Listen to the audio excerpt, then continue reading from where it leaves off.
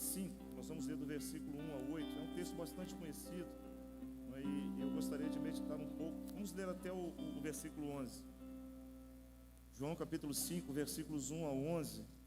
Acredito que os irmãos conheçam muito, né, essa passagem, mas nós vamos estar meditando nela hoje com o tema que o estado da igreja atual seja mudado pelo poder de Cristo Jesus. Diz assim o texto: passadas estas coisas, havia uma festa dos judeus, Jesus subiu para Jerusalém. Ora, existe ali junto à porta das ovelhas um tanque chamado em hebraico Betesda, o qual tem 5 pavilhões. Nestes jazia uma multidão de enfermos, cegos, coxos, paralíticos, esperando que se movesse a água, porquanto um anjo descia em certo tempo agitando-a, e o primeiro que entrava no tanque, uma vez agitada a água, sarava de qualquer doença que tivesse. Estava ali um homem enfermo, havia 38 anos.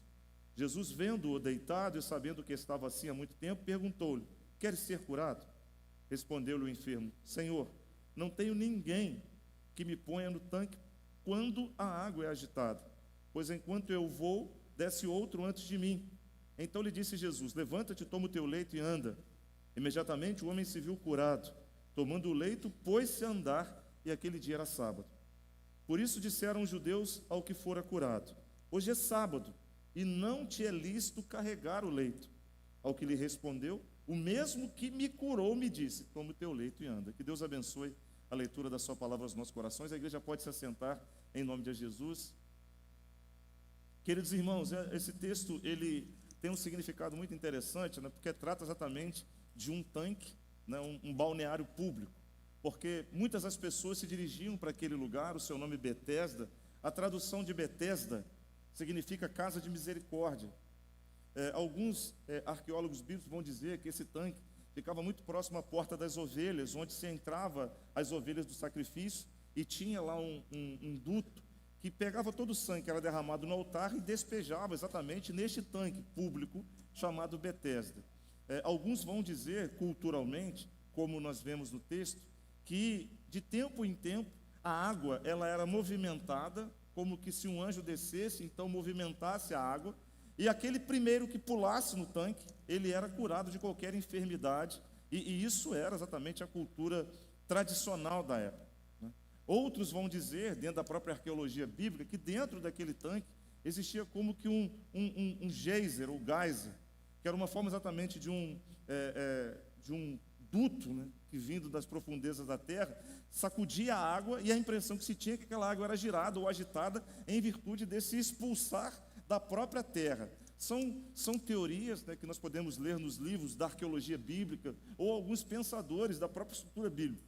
Mas o que me pega exatamente a pensar, o cuidado de Jesus com todas as pessoas, indistintamente ou independente da condição dela, ou da sua condição social, moral, ética.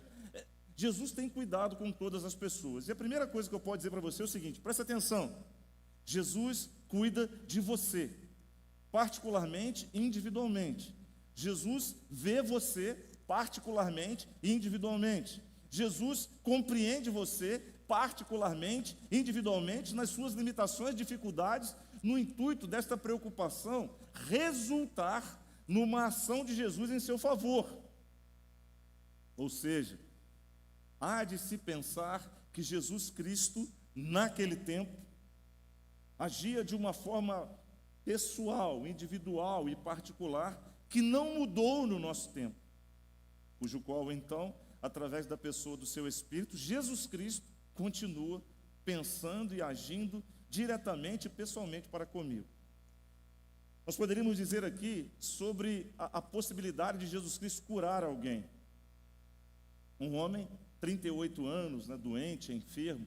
A gente já falou isso uma vez, há muito tempo atrás, mas eu comecei a pensar sobre um ser humano, 38 anos, vivendo num leito, provavelmente paraplégico, não podia andar, estava ali há aproximadamente 38 anos, tentando subir no tanque. Aí eu fiquei pensando, Jesus Cristo vendo aquele cidadão. Talvez nós poderíamos imaginar alguém há 38 anos naquele local, paraplégico, talvez suas necessidades fisiológicas fossem feitas por ali mesmo, Talvez ele não estava tomando banho, talvez não cuidasse da sua aparência, talvez o seu cabelo estava grande, sua unha grande, sua barba grande, eu não sei. Talvez suas roupas estavam assim, degradadas, porque ele estava vivendo ali. E olha, 38 anos, poderíamos dizer, Jesus Cristo curando alguém, observando alguém, há 38 anos o sofrimento, nos leva a pensar uma outra coisa, poderíamos dizer isso também. Quantas as pessoas estavam ali que viram aquele homem, mas não estenderam a mão para ele? Nós poderíamos pensar o seguinte: aquele homem não tinha ninguém, ele próprio disse, que se preocupasse com ele para ajudá-lo. E é nesse contexto que eu gostaria de chamar a atenção do estado da igreja atualmente. Como disse, Betesda significa casa de misericórdia. Como disse também, muitas das pessoas estavam ali aguardando o agir de Deus, a misericórdia de Deus para com aquelas pessoas. E uma das coisas mais importantes dessa realidade de casa de misericórdia, ou tanque de Betesda, é entender o significado da etimologia da palavra, né? Miséria-córdia. Miséria-córdia. Colocar no coração próprio, pessoal, o que o outro está sentindo. Nós poderíamos dizer que é um sentimento de empatia. Eu me colocar no lugar do outro. Uma das coisas interessantes também que eu pude pesquisar, que o tanque foi criado para ser um lugar de abrigo para as pessoas necessitadas, mas com o tempo ele perdeu o propósito, porque muitos doentes estavam acumulando naquele lugar. E mais do que ser um lugar de auxílio, de misericórdia, os que eram curados saíam daquele lugar e não se lembravam mais daquele local, e não se preocupavam em ajudar outros. É uma ponto. E se a gente pensar hoje, irmãos, sobre o estado atual da igreja evangélico-cristã dos nossos dias, século 21, ano de 2025, muitas vezes a igreja também é conhecida como Betesda, um lugar onde impera a misericórdia, o amor e a graça, onde pessoas, vidas sedentas de encontrar a solução para a sua vida, para o seu estado atual, buscam Deus, mas ela perde o seu propósito, porque as pessoas vão se acumulando sem receberem nessa igreja a restauração que elas precisam. E aí nasce uma pergunta, né? Então, como deve ser a igreja nos dias de hoje? Como deve ser a igreja que agrada ao coração de Deus? E aí fazendo uma comparação, né, do propósito da igreja atual com o tanque de Betesda, e aí do século I, né, do período do ministério de Jesus Cristo, nos seus 30 e poucos anos de idade. A primeira coisa que eu observo na igreja dos dias atuais, que ela precisa retornar a ser, ela precisa ser um lugar de cura. A igreja precisa ser um lugar de cura. Não somente um local de festividades ou encontros sociais. Se a gente parar para analisar o contexto da igreja atual, a igreja tem perdido a cara de igreja para que as pessoas possam se aproximar na igreja. Uma das coisas interessantes é que a igreja do lugar de cura, ela não está apresentando cura porque, na verdade, não há interesse de ter vinculação. O interesse é fazer com que as pessoas venham a esse local, participem de um evento festivo, se sintam alegres e satisfeitos naquele momento, e aí acabou o compromisso. A igreja de hoje, ela está se tornando um verdadeiro palco de mensagens que são coach, de motivação, de incentivo, de te jogar para cima, mas na verdade de dar o sustento necessário para uma transformação de vida não mais existe. A igreja de hoje não está curando a alma de ninguém. A igreja de hoje não está levando ninguém a reconhecer o pecado e se arrepender dele. A igreja de hoje não está levando ninguém a amar ninguém. A igreja de hoje está se tornando um verdadeiro palco de individualismo, de vontade de satisfazer os seus próprios desejos e os demais é que se piquem. Basicamente, um tanque de Betesda. Um local de cura, porém, sem transformação. O primeiro versículo, né, do texto que nós lemos, diz que havia uma festa dos judeus. Passadas estas coisas, havia uma festa dos judeus, Jesus subiu para Jerusalém. Olha a discrepância. Enquanto uns estavam festejando em Jerusalém, outros estavam no lugar da misericórdia desejando cura. Olha a discrepância. Enquanto muitos estavam felizes, se relacionando no seu momento coach de ser, outros necessitavam do estender da mão, do socorrimento, da bênção de Deus, que não era compartilhada. Se fizermos uma análise, meus irmãos, e aí uma análise crítica, particularmente crítica e pessoal, da minha igreja, da nossa vida, da igreja que eu sou, olhando para dentro de mim, será que talvez eu não esteja buscando tão somente a satisfação dos meus prazeres e dos meus desejos, das festas que eu posso participar, ou das mensagens que possam alentar o meu ouvido e me dar o ânimo que eu quero para me encarar a semana, dizer, puxa vida, agora sim, é isso, mas não olhar para o chamado de Jesus Cristo, como nós lemos no texto inicial, de anunciar o Evangelho, né? Cujo Jesus Cristo estaria conosco durante todo o nosso tempo e nossa vida. Tem muito doente, tem muito enfermo dentro da igreja que está sendo esquecido, como no tanque de Betesda. E aí a gente pode fazer uma amplitude, né? Tem muitos doentes, emocionalmente falando, que estão dentro das igrejas sendo esquecidos e abandonados.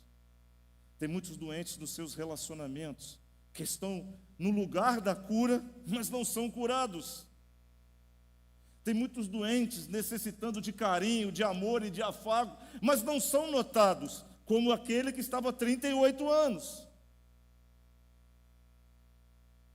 A igreja deve ser e precisa ser um local de alegria, mas a gente precisa ter em consciência e em mente que o motivo maior da alegria não é para a gente ficar festejando sem motivos, não.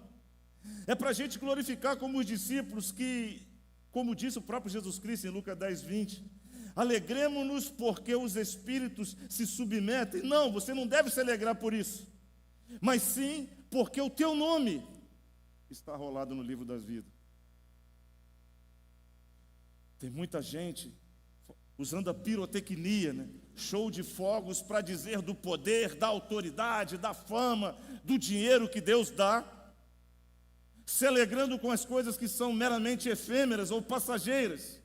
Duram um tempo, mas vão se perder ao longo da história, e não se apercebem que a maior alegria que precisa estar no sentimento de cura da igreja é a certeza dada pelo Espírito Santo de que o nome está escrito no livro da vida.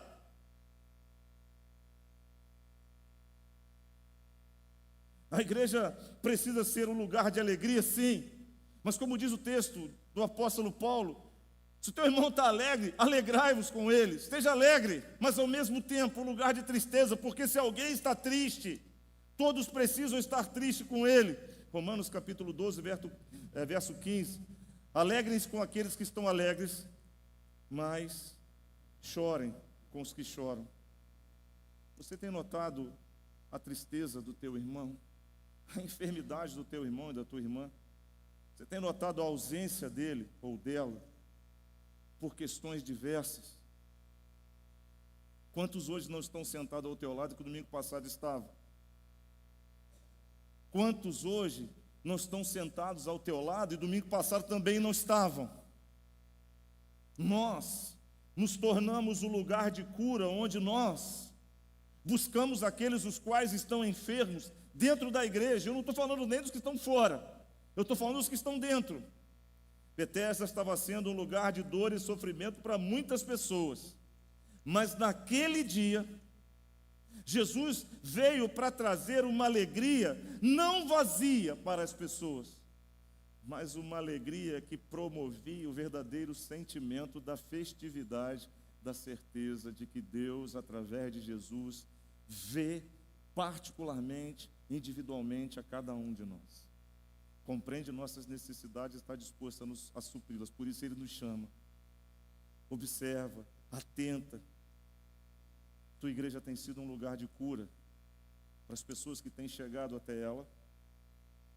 Você tem sido um canal de cura para que Betesda, o lugar da misericórdia de verdade, se revele a todas as pessoas que chegam a este lugar.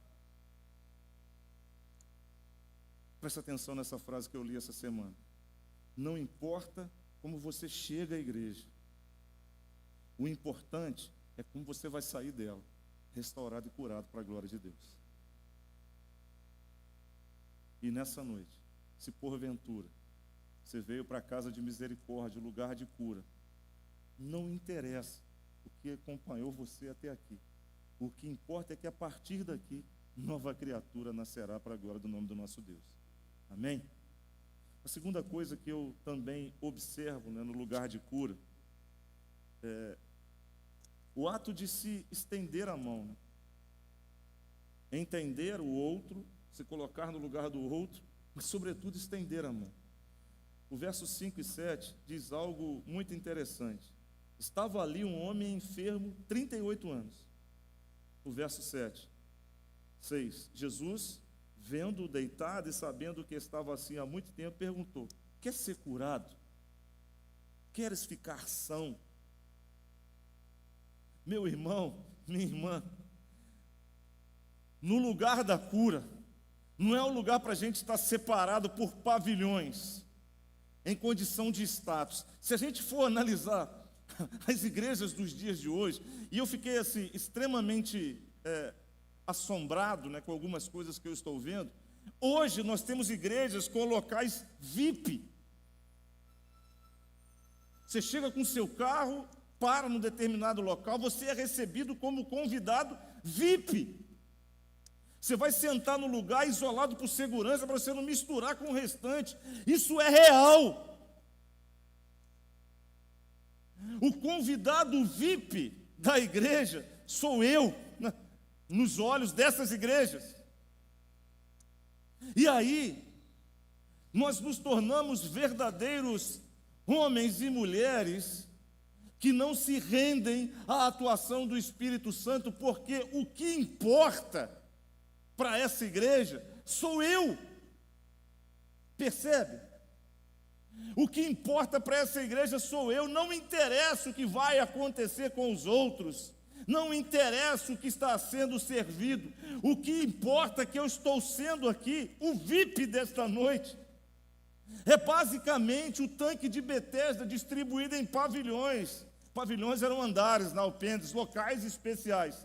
Uns locais mais próximos da água, outros locais mais distantes e outros mais distantes ainda. Será que a igreja dos dias de hoje está sendo isso?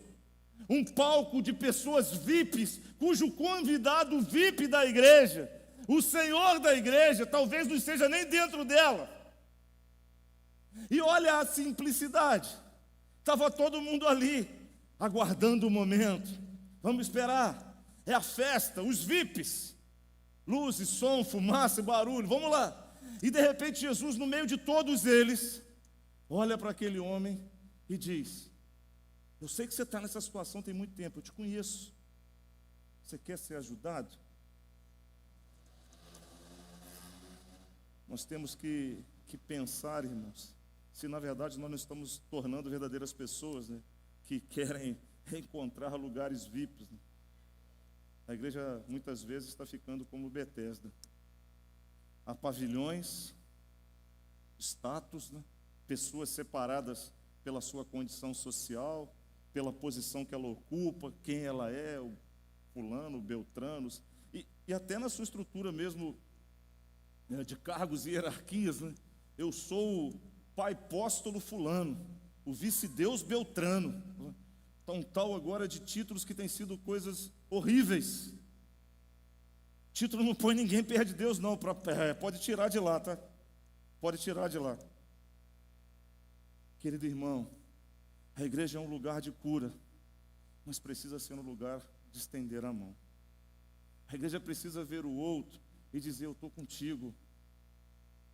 Você vê esse lugar trazido por Deus para se unir comigo na adoração ao nosso Senhor e Salvador Jesus Cristo, porque dele, por ele, para ele são todas as coisas, a ele toda a honra e toda a glória. E nós viemos aqui para experimentar o bálsamo da presença dele. Sabe por quê? Porque nós somos miseráveis pecadores. O dinheiro que eu tenho no meu trabalho, a posição que eu ocupo, não será nada no dia em que a morte chegar, em que a eternidade se abrir, eu não vou ter condição de comprar o ingresso para entrar no céu com toda a fortuna que eu tenho, por mais bilionário que eu seja. E graças a Deus eu não sou. E tem muita gente se julgando na sua posição e na sua colocação, desejando que os holofotes e toda a honra seja dado a Ele. Querido irmão, querida irmã, nós precisamos entender que a nossa vida neste lugar é para estender a mão, é para ser tratado como um servo, instrumento de Deus para a glorificação do nome dEle. A igreja não pode mais viver nesse ambiente de competitividade em que um acha que é melhor do que o outro e não vai se aproximar do outro. Isso não existe. Se a igreja não tivesse orado, Serginho, se a igreja não tivesse aberto as portas, Silvaneito, Sérgio e vários outros, muitos de nós, se a igreja não tivesse orado por mim e pela minha família, talvez eu não estivesse aqui. E nós nos esquecemos desse cuidado e desse amor de Deus através da atuação da igreja, que precisa ser um lugar de cura e ao mesmo tempo um lugar que estende a mão. Se eu chego enfermo, irmão, emocionalmente, espiritualmente, fisicamente, a igreja tem que olhar para mim e dizer o seguinte: vem cá, meu filho, Deus vai me usar, Deus vai usar para que nós possamos mover céus e terra para abençoar a tua vida.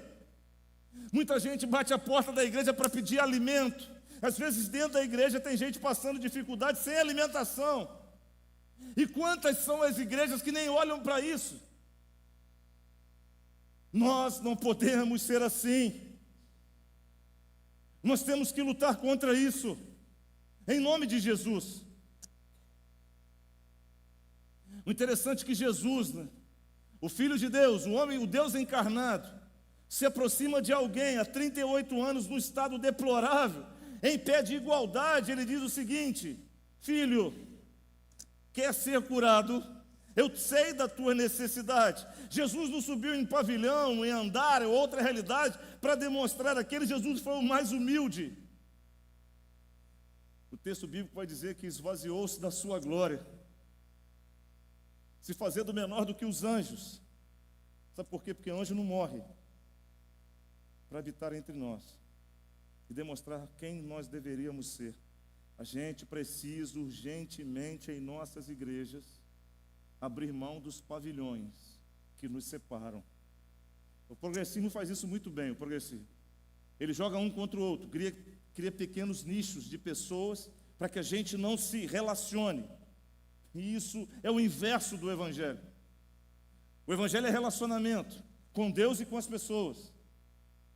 Nós não somos taxados, os cristãos, negros, brancos, ricos ou pobres, altos ou baixos. Nós somos aqueles que fomos lavados pelo sangue de Jesus, lavados e remidos pelo sangue de Jesus Cristo, que nos faz iguais, nos faz irmãos, para a glória do nome do nosso Senhor e Salvador Jesus Cristo. Tira de nós tudo aquilo que é passageiro, porque o que nos importa é a eternidade. E levar às pessoas o mesmo sentimento e o mesmo desejo que impera no meu coração, de que no dia que o Senhor me levar, eu vou viver com Ele na glória. Tudo que eu canto aqui, eu cantarei eternamente no céu, e aí face a face. A Bíblia fala que eu vou ver como Ele de verdade é. Assim como Ele me conhece, eu vou conhecer Ele também. Chegue perto dos irmãos da igreja, sabe? Abraça teu irmão, estende a mão. Às vezes, você não precisa falar nada, mas só você demonstrar o amor se aproximando de alguém que você sabe ou percebe que o Espírito de Deus está te mostrando, se aproxima dele. Muda a história dessas pessoas, que pode ser você mesmo um dia. E a terceira coisa que eu observo exatamente nesse texto, que acho extremamente importante, é que além de ser um lugar de cura, a igreja, além de ser um lugar de estender a mão, é um lugar de trabalho. Não de dar trabalho, mas um lugar para trabalhar. Tem espaço para todo mundo na igreja do Senhor Jesus Cristo. Para todo mundo. Só não trabalha quem não quer. E olha o que Jesus fez nesse lugar, né? Ele demonstrou que ali não deveria ser um lugar de disputa. E nem tampouco um lugar que fica se preocupando com tradição ou com legalismo, né? Versículo 4 diz que ele estava esperando o anjo, e o primeiro que entrava, mas o homem não conseguia entrar, ninguém ajudava ele. E o versículo 9 diz assim: o homem se viu curado, tomou o leito, pôs-se a andar. Naquele dia era sábado. E 10, os judeus disseram: por que você está carregando o seu leito? Hoje é sábado, você não pode fazer isso. Tem muita igreja legalista e tem muita igreja de disputa. O pessoal fica disputando posição de poder. Quem que é o melhor, quem que é o pior, quem que canta, quem que toca, quem faz, quem acontece. Está cheio de guerrinha, né? Cheio de mimimi, não sei o quê. E aí, esse tipo de questão não constrói nada, pelo contrário. Não une ninguém. Só contorna e constrói desavenças que fazem com que a igreja rua. Ela veio ruir por conta de que as pessoas, em suas atitudes mesquinhas, buscam disputar autoridade e poder. Isso mata. E ao mesmo tempo, aqueles que batem no peito para se chamar de santarrão e acusar o outro de pecador. Você, e não sei o quê, a sua igreja e tal. Nós precisamos acabar com isso, irmão.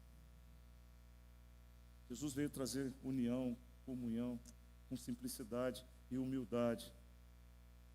Tem muito líder religioso ficando furioso porque as pessoas estão se colocando e se disponibilizando para adorar a Deus em espírito e em verdade.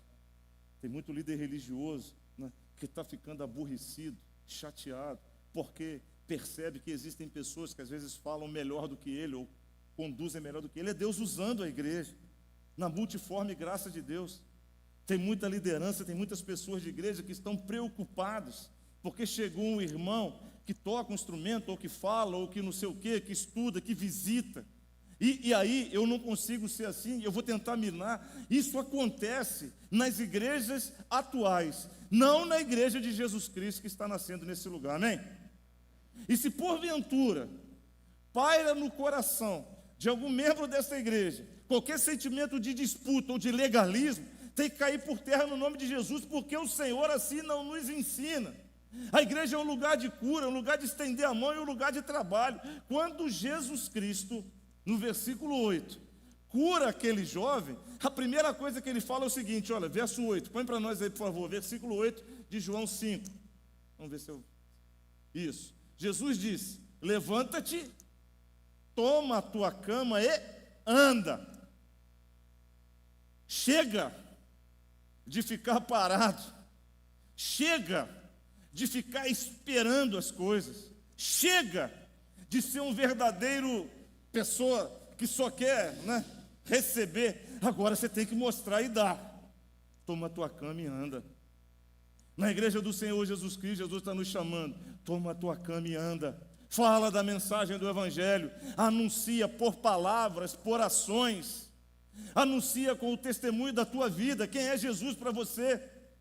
Demonstra o milagre que o Senhor realizou, que é a certeza que habita no coração, que todo o pecado, toda a cédula que havia contra mim, Deus rasgou. E agora eu sou livre para adorar a Deus em espírito e em verdade, por isso que eu venho à igreja.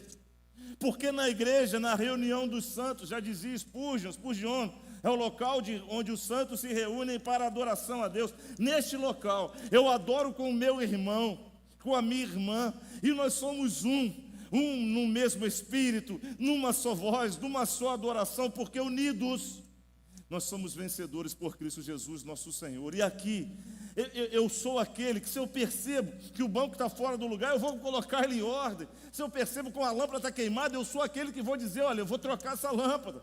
Se tem um papel, eu vou pegar, eu não vou ficar esperando ninguém fazer, porque o próprio Jesus disse, toma tua cama e anda. Chega de estagnação na igreja do Senhor. E às vezes, quando nós ouvimos situações como essas, é porque Deus está movendo exatamente o nosso comodismo, para que a gente se ponha a caminhar para a glória do nome do nosso Salvador Jesus Cristo.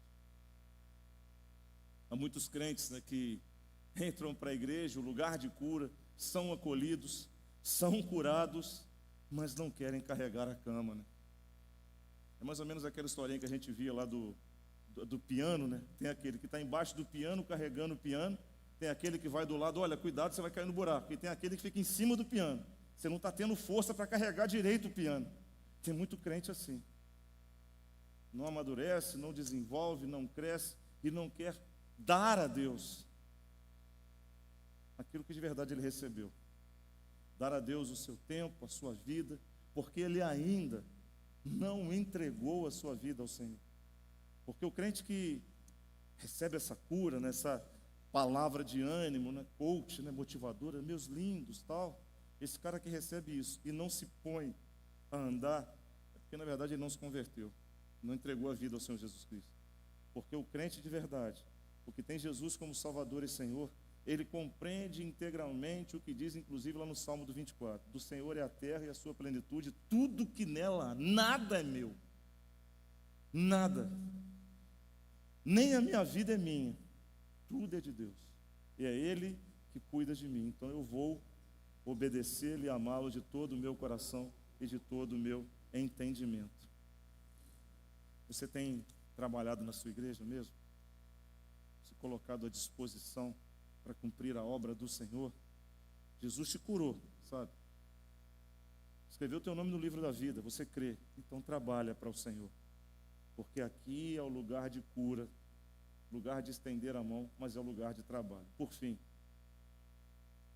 aquele lugar que fora separado por Deus para operar milagres, se tornou em um lugar de status, disputas e festas, Betesda. Mas quando Jesus chegou, ele transformou num lugar real de cura, de estender a mão para o necessitado e reconhecer as suas dificuldades e, sobretudo, dizer o seguinte: com as mãos dadas nós vamos trabalhar para o louvor da glória do nosso Deus. Nós não vamos permitir que a nossa vida e a nossa igreja se torne uma verdadeira Betesda, porque nós desejamos sim que neste lugar haja cura, alegria, haja comunhão, aperto de mão. Diferenças entre irmãos sempre vão existir mesmo, porque se todo mundo fosse igual, não era nem um caminhão de pessoas da mesma etnia. Pelo contrário, as pessoas são diferentes. Até o irmão gêmeo, univitelino, ele é diferente. Sabia disso? Na sua característica de, como é que chama isso aqui? Impressão digital, na sua íris, são diferentes. Cada um tem um DNA, característica e pessoal, até univitelinos. E é exatamente no meio dessa diferença que o amor de Deus deve imperar, para a gente estender a mão, abraçar aquele que está precisando e a fim de glorificar o nome do nosso Deus. Uma igreja verdadeira, ela cura doentes, sim. Uma igreja verdadeira acolhe aqueles que estão esquecidos. E uma igreja verdadeira, a igreja de Jesus Cristo, serve ao Senhor da igreja para a glorificação do nome de Deus. Nessa noite, Jesus Cristo nos chama a tomarmos uma atitude muito especial, de dedicarmos a Ele as nossas vidas para a glória do Seu nome, no nome de Jesus. Não há ninguém que é pior ou melhor do que o outro. Há sim os lavados e remidos pelo sangue do Cordeiro. E esta é a igreja de Jesus Cristo. A casa de misericórdia exerce e exercerá a misericórdia, não para a honra particular e pessoal, mas para a glória do Senhor da igreja. Amém? Fecha seus olhos, curva sua cabeça. Nós vamos orar no nome de Jesus e assim estaremos caminhando para encerrarmos esse culto.